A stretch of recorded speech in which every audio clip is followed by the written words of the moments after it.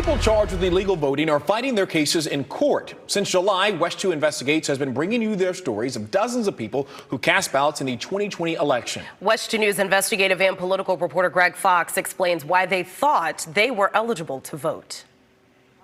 Michelle Stribling, Greg Fox from Channel 2. Michelle Stribling declined to talk with us at her home, still too upset by her arrest on 2 felony election law charges of registering and voting by absentee ballot in the 2020 general election.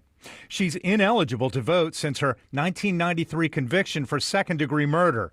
Murderers and felony sex offenders have no voting rights. We sprung into action very quickly. The August announcement of the arrests of 20 people, including Stribling, was used by Republican Governor Ron DeSantis to credit his new election crimes police, complete with signs for guests and volunteers to wave. This almost seems like it's a photo op scenario.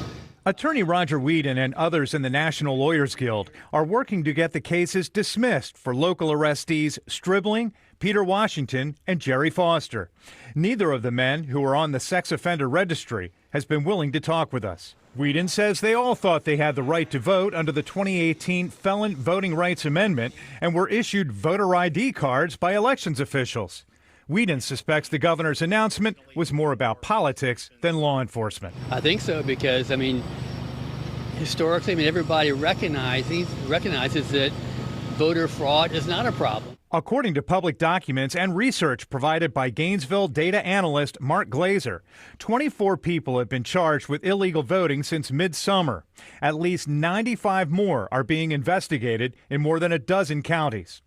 The Florida Rights Restoration Coalition has set up a bail fund and a defense fund to fight these cases while arguing that former felons, like these 4 arrested in Seminole County in July, would never have voted if the state had a system to verify eligibility at registration. There's a voter verification process that should happen at the very front end of this process that would make sure that none of these things happened in the first place. A spokesman for the Office of Election Crimes and Security tells me the investigation into alleged illegal voting around the state continues, but no new arrests have been announced for at least the last 6 weeks. In Orange County, Greg Fox, West 2 News.